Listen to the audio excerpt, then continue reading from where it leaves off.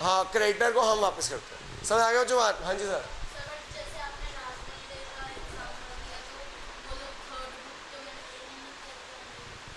राज मंदिर third book कौन सी नहीं मेंटेन करते होंगे? ये सीएस बुक। अगर वो क्रेडिट में नहीं अगर वो क्रेडिट में बेचते हैं तो मेंटेन करेंगे, अगर कैश में बेचते हैं तो नहीं मेंटेन करेंगे। क्या बताओ, किसी को क्रेडिट में बेचते हो तेरे को कैसे पता? हाँ, वो खरीदते तो जरूर होंगे, जो बल्क में खरीदते जरूर होंगे, सेल का पता नहीं मुझे। हाँ, प्रीपेड एक्सपेंस तो कैश में जा रहा है ना, तो प्रीपेड एक्सपेंस तो यहाँ रिकॉर्ड होंगे ना। एक्सपेंसेस पेड इन क्या? Expenses paid in advance. अगर आप एक्सपेंसेस पेड इन एडवांस है तो यहाँ आएंगे ना। प्रीपेड एक्सपेंस क्या होता है? Expense paid in advance. Paid मतलब कैश जा रहा है, कैश जा रहा है, जहाँ कैश जाएगा वो यहाँ आएगा। ऐसी इनकम एडवांस से कैश आ रहा है, जब भी कैश आएगा या जाएगा वो कैश बुक में रिकॉर्ड होगा बच्चे। यानी कि हम यहाँ पे ना, यहाँ पे ट्रांजेक्शन को बांट देते हैं, यहाँ पे हम ट्रांजेक्शन को बांट देते हैं। ठीक है, आपको देखना कैश आ रहा है या जा रहा है। अकाउंटिंग में देखो, प्रीपेड एक्सपेंस का क्या करते थे? Expense paid in cash, expense paid in advance. Cash जा रहा होता था, प्रीपेड एक्सपेंस ऐसे हो जाता था। कैश जा रहा है ना, जहाँ कैश आ गया, बैंक आ गया, वो कैश बुक। सिंपल सी बात है, अकाउंटिंग में सोच लेना कि कैश आ रहा है या तो यहाँ, बैंक आ रहा है या जा रहा है यहाँ, गुड्स की परचेज है तो यहाँ उधार में, लेकिन एसेट खरीदे हैं तो यहाँ, गुड्स की सेल है उधार में तो यहाँ, सोल्ड एंड क्रेडिट है तो यहाँ। ठीक है जो? हाँ, drawings of good general proper, drawings of good general proper यहीं पे sir. Drawings of good, loss of goods, drawings of good, loss of goods यहाँ। एक मिनट, लॉस ऑफ गुड्स और क्या बोला? चैरिटी ऑफ गुड्स और डेप्रिसिएशन भी यहाँ। और बोलो जी, डेप्रिसिएशन से क्या एंट्री होती है अकाउंटिंग क्वेश्चन में? Decrease in value asset, asset की वैल्यू कम हो, कैपिटल कम। हाँ जी, और बोलो जी। क्या सर? क्या? तो कैश बुक, तो कैश। हाँ जी सर। सर कैश आ रहा है, कैश बुक। शेयर खरीदे, कैश जा रहा है, कैश बुक। सर आप अपने से पूछो, एक मिनट, अपने से पूछो कैश आ रहा है या जा रहा है। अगर कैश आ रहा है, जा रहा है, कैश बुक। अगर कैश आ रहा है, नहीं जा रहा, फिर इन बुक्स में आएगा। हाँ, loss of money in cash, मतलब कैश चोरी हो गया या सर। सिंपल सी बात है सर, कैश आ रहा है या जा रहा है इधर, बस कैश या बैंक होना चाहिए, आ रहा है जा रहा है। अगर कैश आ नहीं रहा, जा नहीं रहा, फिर इन बुक्स को देखना है। ये भी बहुत आसान है। गुड्स की गुड्स 4 बुक, परचेज किए थे यहाँ, सेल के यहाँ, वापस कर दिए यहाँ, गुड बिके यहाँ। क्या सर? एग्जाम्पल दो सर। मेरा सर्विसेज का बिजनेस है, ट्यूशन फीस मिली, बता कहाँ मैं रिकॉर्ड करूँगा? मैं ये 4 बुक बनाता ही नहीं हूँ। मेरा सर्विस का बिजनेस है, सर्विस वाले ये 4 बुक्स बनाते ही नहीं है, वो कैश बुक बनाते हैं और जनरल प्रॉपर बनाते हैं। जिनका सर्विसेज बिजनेस होता है वो ये कैश बुक और जनरल बनाते हैं। वो जिनका गुड्स का बिजनेस होता है वो ये बनाते हैं। मेरा सर्विस का बिजनेस, मैं 4 बुक बनाता ही नहीं। क्या सर? वो तो डिपेंड करता है ना, क्या वो गुड्स का बिजनेस है तो ये 4 बनाऊंगे, अगर गुड्स का बिजनेस नहीं है तो फिर कैश और जनरल बनाऊंगे। मैं सर्विस ही तो कर रहा हूँ भाई, सर्विसेज दे रहा हूँ। सर देखो, जहाँ कैश आ रहा है या जा रहा है कैश बुक, बाकी सब यहाँ। एग्जांपल दो सर आप। सैलून में सैलून सर्विस दे रहे हैं, वो सर्विस जो शैम्पू वैम्पू खरीद रहे हैं उसमें कैश में खरीद रहे हैं तो यहाँ, अगर वो क्रेडिट में खरीद रहे हो जनरल प्रॉपर, क्योंकि उनके लिए गुड्स, उनका तो सर्विस देना गुड्स है, वो बाकी जनरल प्रॉपर में जाएगा। ओके, आगे चलते हैं। क्लियर है भाई? हाँ, ऑब्जेक्टिव टाइप थ्योरी में ये पूछ सकते हैं, कोई भी ट्रांजेक्शन दे देंगे और आपसे पूछ सकते हैं, 1 नंबर का आएगा बस। इतना सारा जो पढ़ाया वो कितने नंबर का आएगा? कोई 1 ट्रांजेक्शन या 2 ट्रांजेक्शन दे देंगे और पूछेंगे कौन सी बुक में आएगा, बस। ठीक है, आगे भी चले क्योंकि बहुत लंबा चैप्टर है। हाँ जी, बाकी जब ज़्यादा क्लैरिटी कहाँ आएगी? जब हम प्रैक्टिकल करेंगे। कब आएगी? हाँ जी, पहले 3 स्टेप पे अटक गए भाई हम, नहीं पढ़ाया था। अब स्कूल में और मेरे पढ़ाने में डिफरेंस है ना, तभी तो इंटरेस्टिंग बनेगी थ्योरी। हाँ जी, आगे चलते हैं जी। चलो जी, वहाँ पे तो सुला दिया गया होगा, स्कूल में सुला दिया होगा कम से कम। मेरे को खुशी है, तुम सोए नहीं अभी तक। हाँ जी, identification of business transaction measuring into money term. ये कह रहा था आज मैं सोऊंगा क्लास में आके, सो तो नहीं रहा, सो रहा है भाई। अगला चलते हैं। रिकॉर्डिंग के बाद सुनो बच्चों, सुनो 4 स्टेप। फोर्थ स्टेप क्या होता है? क्लासिफाइंग। क्या होता है?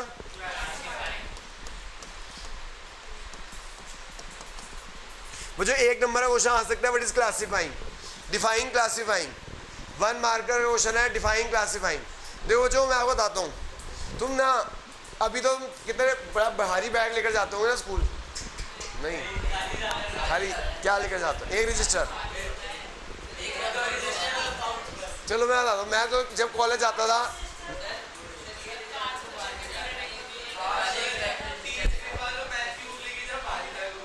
चलो सुनो भाई, कॉलेज जब जाता था मैं एक रजिस्टर लेकर जाता था, 5 सब्जेक्ट है, 5 काम एक में कराए, लेकिन अल्टीमेटली भाई मैम कहती होंगी ना सबमिट करा दो। मान लो एक छोड़ा, एक बदमाश बच्चा है वो एक ही रजिस्टर लेकर जा रहा है स्कूल, सबका काम एक ही में कर रहा है, लेकिन अल्टीमेटली एक दिन आएगा इंस्पेक्शन डे कि भाई अपना रजिस्टर चेक करा लो, आ जाओ रजिस्टर चेक करा लो। क्या करना पड़ेगा? सबका काम अलग अलग करना पड़ेगा, नहीं करना पड़ेगा? अकाउंट्स का रजिस्टर अलग बनाना पड़ेगा, इकोनॉमिक्स का अलग, बीएसटी का अलग, इंग्लिश का अलग, मैथ्स या आईटी का अलग, ठीक है ना? तो जो जर्नल क्या है, ये जर्नल बुक है वो क्या है? एक ही रजिस्टर जिसमें हमने सब कुछ काम कर दिया, अकाउंट्स का काम कर दिया, इंग्लिश का काम कर दिया, मैथ्स आईटी का काम कर दिया, सबका काम एक साथ कर दिया। लेकिन अल्टीमेटली एक दिन इंस्पेक्शन डे आ गया, 5 नंबर तुम्हें कह दिए गए कि किसके हैं? कॉपी के हैं, बनाओगे नहीं बनाओगे नोटबुक? 5 नंबर 0। ठीक है, आगे चलो। यहाँ तो बनाना पड़ता है भाई, क्या करना पड़ता है? तो समझ लो जर्नल बुक क्या, सारे ट्रांजेक्शन एक ही बुक में रिकॉर्ड कर दी थी। लेकिन अभी क्या करना है? अब क्या करना है बच्चों? आपको अलग अलग काम करना है। यहाँ पे आपके जैसे 5 सब्जेक्ट हैं, इंग्लिश, अकाउंट्स, इकोनॉमिक्स। हमारे अकाउंट्स में भी 5 सब्जेक्ट होते हैं। कौन से?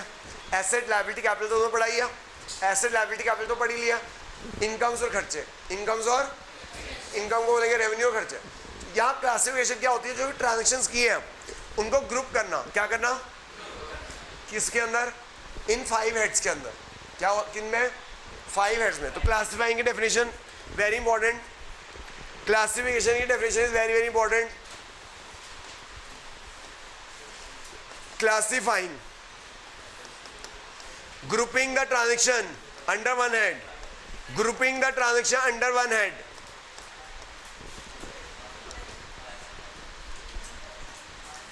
grouping the transaction under one head,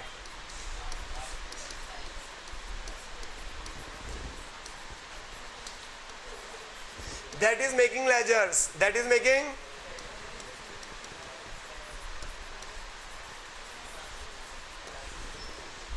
laser. बच्चों एक ना टी शेप फॉर्मेट होता है, 1 मिनट, लेजर एक टी शेप फॉर्मेट होता है जी, उसके अंदर ग्रुपिंग होती है। लेजर चैप्टर में सीखोगे, लेजर एक टी शेप फॉर्मेट होता है, उसके अंदर हमें ग्रुपिंग करनी होती है। कैसे ग्रुपिंग करते हैं वो उस चैप्टर प्रैक्टिकल जब चैप्टर करोगे तब समझोगे। एक तरह से आप ग्रुपिंग कैसे करते हो? ग्रुपिंग 5 चीज़ों में ग्रुपिंग करनी होती है। जो डेफिनेशन है 1 मार्कर आता है, बस इतना लिखना है और कुछ लिखना, बाकी समझाने के लिए कर रहा हूँ, लिखना नहीं है।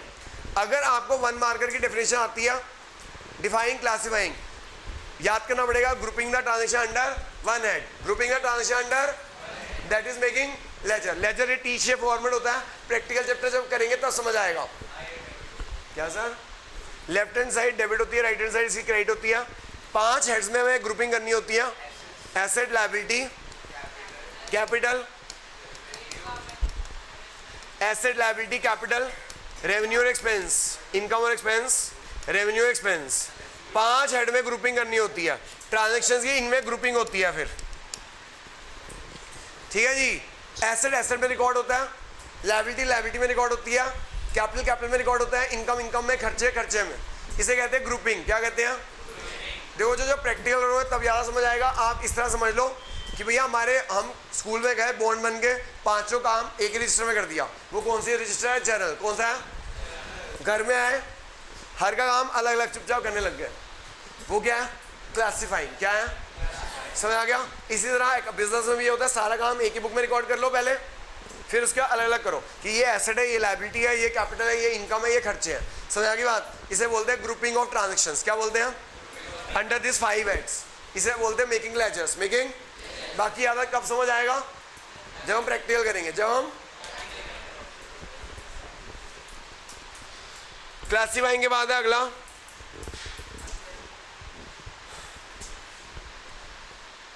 हाँ, ये जो क्लासिफाइंग के बाद है, मैं आपको बताना चाहता हूँ जो कुछ कोचिंग सेंटर तो अकाउंटिंग विषय का स्विच ओवर हो जाते हैं किसके ऊपर, जनरल पे और रूल्स और डेबिट क्रेडिट पे। रीज़न भी उनको थ्योरी करानी नहीं आती, उन्हें पता है कि वो कराएंगे तो बच्चे सो जाएंगे, कुछ बच्चे छोड़ भी सकते हैं, लेकिन थ्योरी बहुत इंपॉर्टेंट है फर्स्ट टर्म के लिए, थ्योरी बहुत इंपॉर्टेंट है और फर्स्ट ड्यूटी के लिए। फर्स्ट ड्यूटी में थ्योरी अकाउंटिंग विषय और थ्योरी आनी है। इसके अलावा फर्स्ट टर्म में भी 80 मार्क्स में से कम 25 से 30 मार्क्स की थ्योरी आनी है। तो आप थ्योरी कैसे इग्नोर मार सकते हो। तो जो दोस्त आपके जो आपके साथ चोड़े हो रहे हो कि भाई हमारे यहाँ जनरल शुरू हो गया, उन्हें पता थ्योरी तो हुई, थ्योरी तो नहीं हुई, खुद करने पढ़ने के लिए कह दी। 25 से 30 नंबर की थ्योरी आएगी फर्स्ट टर्म में, फर्स्ट ड्यूटी में थ्योरी भर के आएगी। थ्योरी पढ़नी बहुत जरूरी है। आगे चलते हैं जी। इसके अलावा जिनका थ्योरेटिकल बेस स्ट्रॉन्ग होता है, प्रैक्टिकल में हेल्प तो मिलती है। नेक्स्ट देखो जी, फिफ्थ।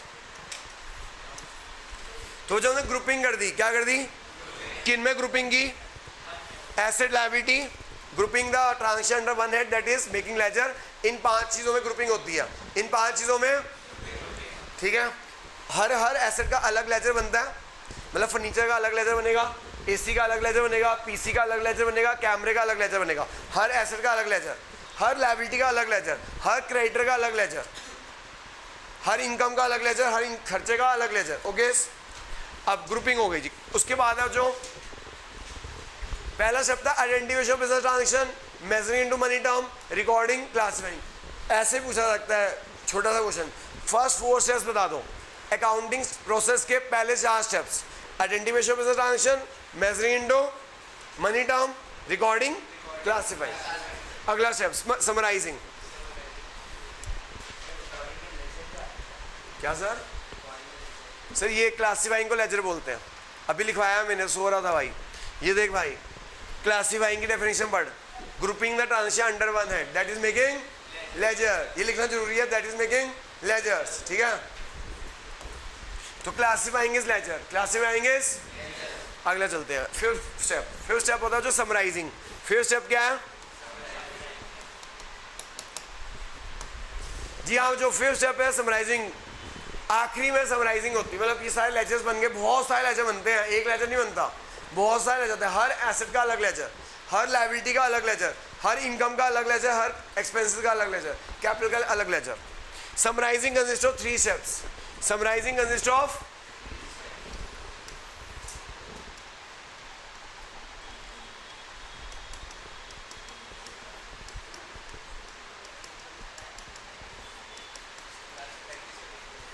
क्या सर?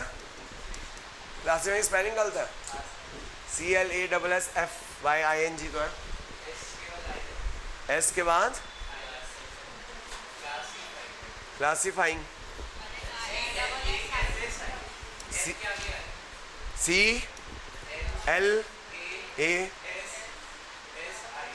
CLASSI। हाँ जी, समराइजिंग कंसिस्ट ऑफ 3 स्टेप्स। जी हाँ, जो समराइजिंग में 3 स्टेप्स आते हैं जी। समराइजिंग में मैंने तुम्हें ना अकाउंटिंग में बैलेंस शीट सिखाई थी।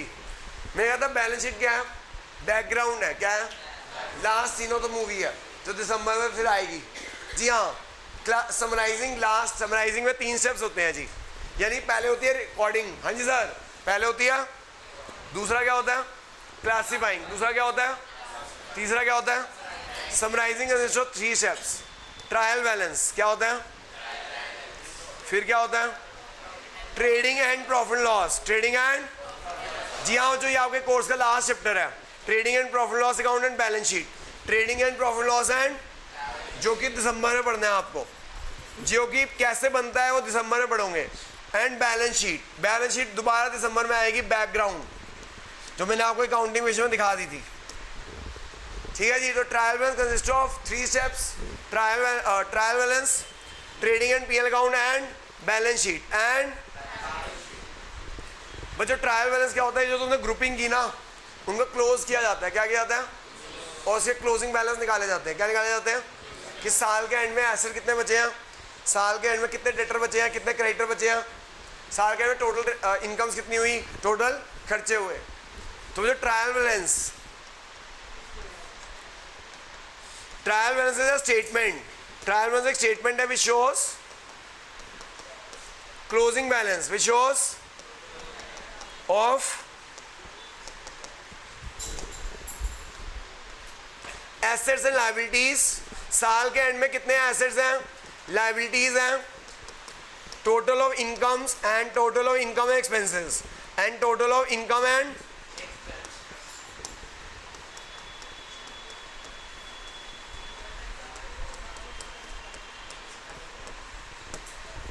जी हाँ बच्चों, ट्रायल बैलेंस में क्या आता है, स्टेटमेंट है जो बताती है साल के एंड में कौन कौन से एसेट हैं आपके पास, कौन कौन सी लायबिलिटीज हैं, कौन कौन से इनकम्स हैं, कौन कौन से, तो एक स्टेटमेंट बनती है, उसमें क्लोजिंग बैलेंसेस आ जाते हैं। जैसे अकाउंटिंग वेशन जो फाइनल होती है उसके अंदर एसेट लायबिलिटी और कैपिटल आते हैं, इसके अंदर एसेट लायबिलिटी कैपिटल इनकम्स भी सारी आती हैं, सारे खर्चे उनके नाम से आते हैं। फिर बच्चों उसके बाद स्टेटमेंट बनती है ट्रेडिंग एंड प्रॉफिट लॉस, क्या बनती है, trading and profit loss.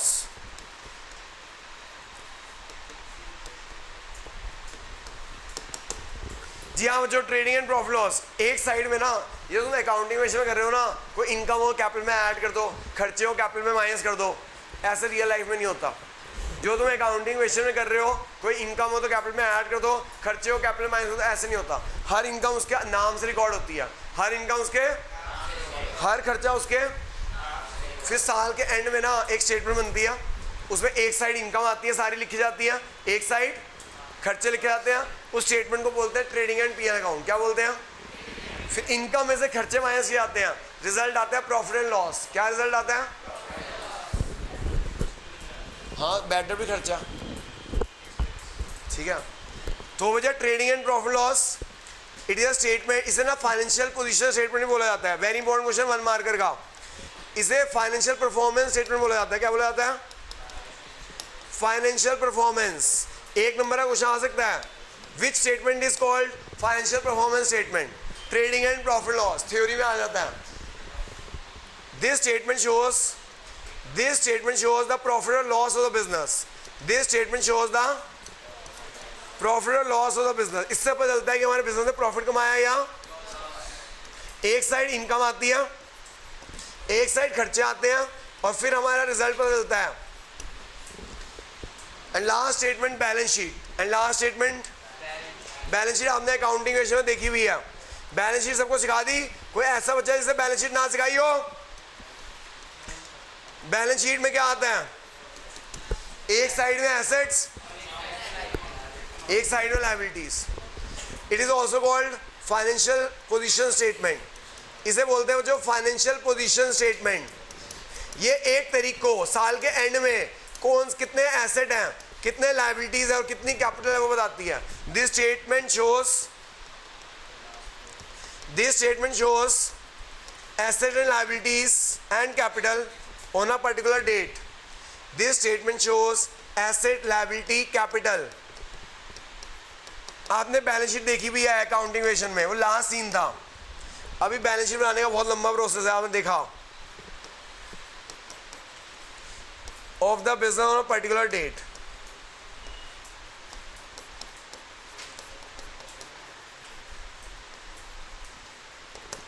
This statement shows asset liability capital of the business on a particular date, ठीक है बच्चों।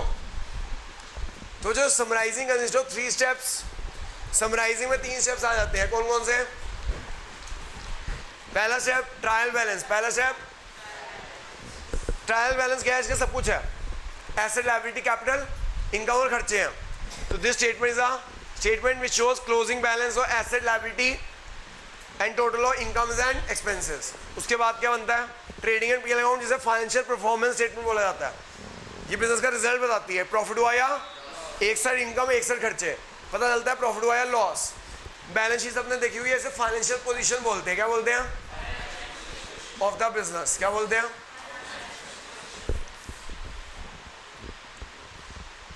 ठीक है, जो summarising 3 steps, trial balance, trading PL account and balance sheet, 6 step.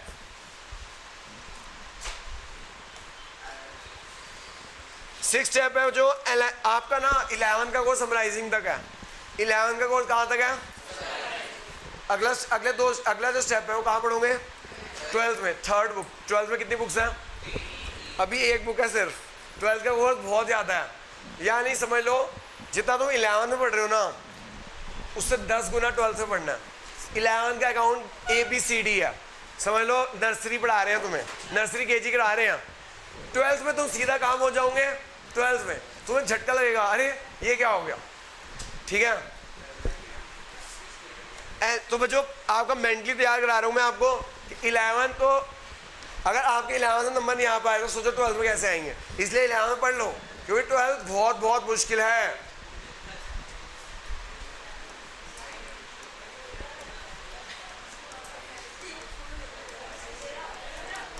मैं आपको एक बात और बताना चाहता हूँ, ये जो 10 का रिजल्ट आया ना, खुश मत होना। मैं आपको एक और बात बताना, 10 का जो रिजल्ट है उसे खुश मत होना। पूछो क्यों? एक मिनट, क्यों नहीं खुश होना बताता हूँ। पहली बात, उसमें से 20% वो तो हटाई देना, 20 नंबर जो प्रैक्टिकल के हैं वो तो स्कूल वालों ने लगाने अपना स्कूल का रिजल्ट अच्छा करने के लिए, हमारे टाइम पे नहीं लगते थे, हमें अफसोस है, ठीक है। तो 20 नंबर तो वो तो स्कूल वाले, सचदेवा वाले तो रिश्वत देते हैं, कम क्या देते हैं, लैपटॉप देते हैं, खिलाते पिलाते हैं, तो सारे स्कूल वाले रिश्वत देते हैं। वो इसको जो बोर्ड का वो एग्जामिनर आता है, तो सबके जो नालायक से नालायक बच्चा होता है उसके भी 19 नंबर लगे होते हैं, 20 नंबर तो एवरेज बच्चे को दे देते हैं, ठीक है। तो 20 नंबर तो हटा ही देना। और आपको बताता हूँ, बोर्ड में ना 10 नंबर की मॉडरेशन होती है। क्या होती है वो? क्या होती है मॉडरेशन? हर बच्चे को 10 नंबर फ्री के दे दिए जाते हैं। हाँ सर, मेरे पास ना एक बच्चा आया, सुनो, हाँ, हर बच्चे को हर पेपर में 10 नंबर फ्री के मिलते हैं, अप टू एक मिनट, कहाँ तक? अप टू 95, अप टू मतलब किसी बच्चे के 85 है तो उसके 95 कर दिए जाते हैं, 75 है तो 85 कर दिए जाते हैं, लेकिन 95 के आगे नहीं बढ़ाए जाते, 95 के आगे नहीं बढ़ाए जाते। सुनो, 95 के आगे नहीं बढ़ाए जाते, इसका मतलब जिस बंदे के 96 है उसके जेन्युइन नंबर है, 1 नंबर, उसके जेन्युइन 96 है, ठीक है। जिसके बंदे के 95 वो जेन्युइन नहीं है, ठीक है। हाँ, जिसके बंदे के 96, 97, 98, 99, 100 है वो जेन्युइन है। सर अगर 95 है फिर कुछ नहीं पड़ेगा। मैं आपको बताता हूँ, मेरा एक स्टूडेंट था, उसने ना आंसर शीट निकलवाई कि सर मेरे तो अकाउंट में 95, 96 आने चाहिए थे, उसके 89 थे, तो क्या मेरे तो ये आने चाहिए थे, वो आने चाहिए थे। मैं तो आंसर शीट निकलवा ली, उसने RTI डालकर आंसर शीट निकलवा ली, फोटो कॉपी निकलवा ली, मेरे पास लेकर से बताओ मेरे कहाँ का नंबर बढ़ने चाहिए। मैंने कहते 10 नंबर बढ़े हुए हैं, अभी तो दोबारा अप्लाई करें 10 नंबर घट जाएंगे। तो ये तब मुझे पता चला कि सबके 10 नंबर बढ़ जाते हैं, ठीक है। तो मेरा कहने का मतलब है कि भैया खुश मत होना, 30 नंबर तो तुम्हें ऐसे मिले हैं। हाँ क्या भैया, अगर तुम्हारे 95, सुनो, मैं उस बंदे की मेहनत मानूंगा जिसके 95 से अब हो, उससे बेहतर मेहनत मानती। मैं तो 30 माइनस करके पूछूंगा, अच्छा होता है कितने परसेंट आए, तू कहेगा 80 में 30 का 50, मेरे टाइम के हिसाब से 50 है, ठीक है। आगे चलते हैं। क्या मेरे बोर्ड में उस समय मेरे 83% थे, तो इस समय 30 नंबर बढ़ा दूं 113% हो गए। मैंने 12th की थी कितने साल पहले? 25 साल पहले। हाँ जी, आगे देखते हैं। एनालिसिस एंड इंटरप्रिटेशन कब पढ़ोगे जो? 12th में। एक पूरी बुक है, एक पूरी बुक आपको 12th में पढ़नी है। एनालिसिस एंड इंटरप्रिटेशन दिखाऊंगा, यही पढ़ी होगी, इतनी मोटी बुक है।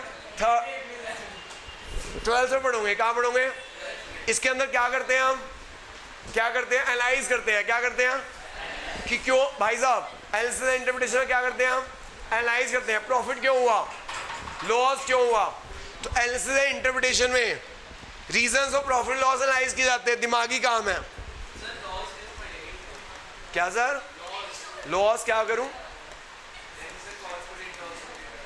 वो कानून है ना, वो तो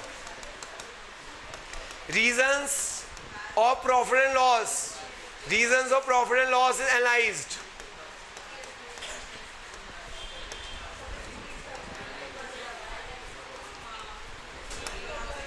ठीक है बच्चों, सुनो madam, reasons of profit and loss analyse. हम पता भाई क्या कर रहे हो? Reasons of profit and loss analyse, हम पता लगाते हैं प्रॉफिट क्यों हुआ, लॉस। जैसे भैया एक बार मेरा एक बार मेरे बच्चे कम रह गए थे। क्यों कम रह गए थे वो मेरे एनालाइज किया जाएगा, क्यों कम रह गए थे? क्योंकि कोविड था, उस साल कोविड था, मेरे को कोविड हो रखा था, ऑनलाइन पता नहीं था कैसे पढ़ाना है, तो भाई उस साल बच्चे कम रह गए। एक तो 104 बुखार में ट्रायल दे रहा था, बच्चे थोड़ी समझते हैं कि 104 में ट्रायल दे रहे हैं ऑनलाइन, तो भाई बच्चे कम रह गए। ऐसे एनालाइज रीजन एनालाइज किए जाते हैं। समझ आ गई बात? तो reasons of profit and losses analyse is this, और ये पूरी बुक है कैसे एनालाइज किया जाता है। हाँ जी, ग्रुप में मतलब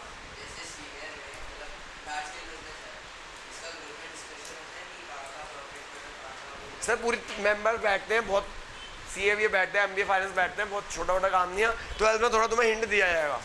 एंड लास्ट स्टेप है जी आपका communicating the result to the users. क्या? हाँ, इतनी मोटी बुक पढ़ा गया, असली तो प्रैक्टिकल आई तो वही होता है ना। लास्ट स्टेप क्या है बच्चों? Seven step communicating the result to the users, communicating the result to the, जी हाँ बच्चों, हमारे दो तरह के यूजर्स होते हैं, एक होते हैं इंटरनल यूजर्स और एक होते हैं, इनको कम्युनिकेट कर दिया जाता है। इनको क्या कर दिया जाता है? हो गया क्या टाइम? बैक समेट रहे हो? कोई नहीं, 1 मिनट समराइज करते हैं जी, 1 मिनट। हाँ कोई बात नहीं, समराइज कर लेते हैं प्लीज भाई, प्लीज। पहला स्टेप फिर छोड़ रहा हूं। पहला step identification of business transactions, identification of, ये क्या कर रहे हैं हम? Accounting process. क्या कर रहे हैं? पहला स्टेप क्या है? Identification of. हमें जितनी भी ट्रांजैक्शंस है वो देखनी है कि बिजनेस की कौन सी है और घर की कौन सी है। घर वाली transaction record measuring into money terms. Second step measuring into account, वही चीजें रिकॉर्ड करता है जो मनी टर्म्स में मेजर होती है। अगला स्टेप रिकॉर्डिंग। अगला स्टेप रिकॉर्डिंग दो तरीके से होती है। पहला बैलेंस, दूसरा बैलेंस मेथड कौन यूज करता है? Total method. बैलेंस मेथड में एक ही बुक जर्नल, टोटल मेथड में cash book, purchase book, purchase return, cell return, journal. उसके बाद अगला स्टेप क्लासिफाइंग। अगला स्टेप क्लासिफाइंग में क्या होता है? Grouping the same transaction under one head, grouping the same transaction under one, that is making asset liability income expense में ऐसे करते हैं। उसके बाद अगला स्टेप है समराइजिंग। अगला स्टेप क्या है? Summarising consist of trial balance. Trial balance में क्या करते हैं? ये स्टेटमेंट है जहाँ क्लोजिंग बैलेंस आता है एसेट लायबिलिटी इनकम और एक्सपेंस और कैपिटल का। फिर बनता है trading and PL account. Trading and एक साइड इनकम एक साइड खर्चे, फिर क्या निकलता है? प्रॉफिट या फिर तीसरी statement balance sheet is also called financial position और profit loss is also called financial performance. ये याद होना चाहिए, वन मार्कर आ जाते हैं। बैलेंस शीट से हमें पता चलता है कि हम अपने एसेट से लायबिलिटी पे कर पाएंगे या।